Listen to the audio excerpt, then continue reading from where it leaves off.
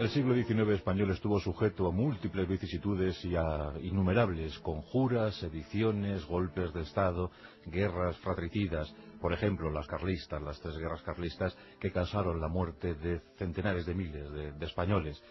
Víctimas provocadas por un conflicto dinástico.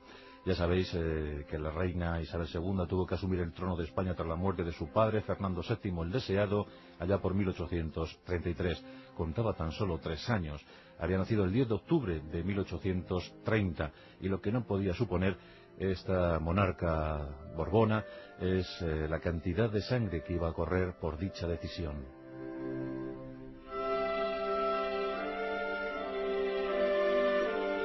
Pero Isabel II debía casarse. Así lo imponían los tiempos. La sucesión era cosa necesaria, cosa obligada.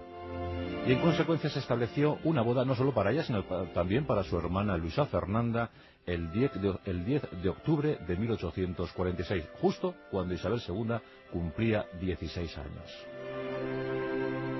En esta doble boda, la propia Isabel II contraía nupcias con Francisco de Asís, de quien se decía que llevaba más puntillas a la boda que la propia Isabel.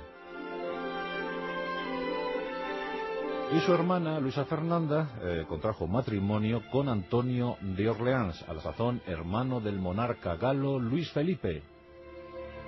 Antonio de Orleans era duque de Montpensier, y de inmediato, aunque se casaron juntos y en principio parecían felices, pero de inmediato surgió la rivalidad entre el duque de Montpensier e Isabel II de España.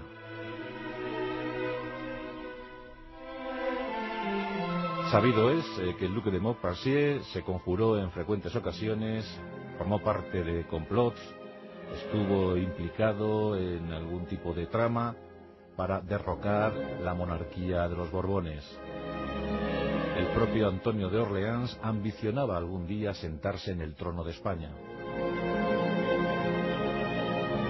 Y estuvo animando esas conjuras hasta que finalmente llegó el año de 1868.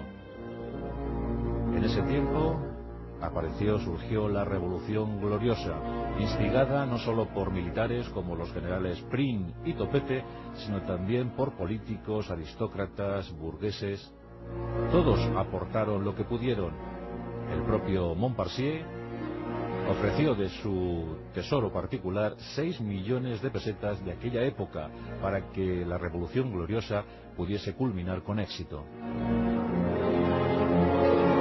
Y como ya os digo, en el entramado Montpensier pues soñaba algún día ser soberano de los españoles. Esto no fue así, no ocurrió, y bueno, pues tras un momento de angustia, tras un momento de incertidumbre, las Cortes españolas dictaminaron a fines de 1870 ofrecer el trono de España al italiano, al piamontés Amadeo de Saboya, el segundo filogenético del rey Víctor Manuel.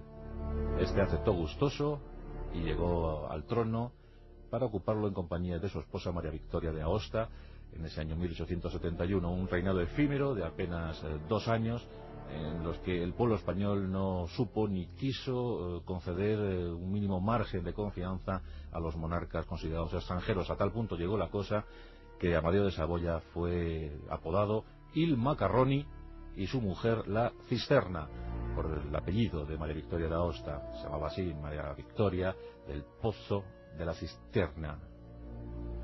En fin, este enfrentamiento entre el duque de Montpensier y la reina Isabel acabó mal, con el exilio de la monarca española con tan solo 38 años de edad en París. Ya nunca recuperaría el trono, pero sí su hijo, Alfonso XII. Y por paradojas de la historia, la hija de Antonio de Orleans y Luisa Fernanda, la hija de los duques de Montpensier, María de las Mercedes, quedó prendada del joven Alfonso XII.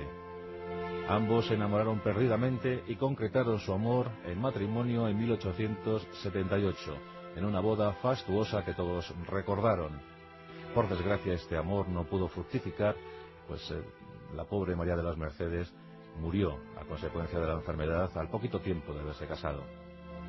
Y por supuesto Antonio de Orleans, el duque de Montpensier, acabó también de aquella manera, porque no pudo llegar a ser ni siquiera candidato fiable al trono de España, y acabó sus días pues olvidado y muy denostado por la opinión pública de la época. Siempre se odiaron, nunca se reconciliaron Antonio de Orleans e Isabel II, nunca llegaron a volver a ser realmente cuñados. Los versus de la historia, los enfrentamientos íntimos, los enemigos que nos dio aquel siglo XIX tan lleno de discordias para España. La Rosa de los Vientos, con Juan Antonio Cebrián, en Onda Cero.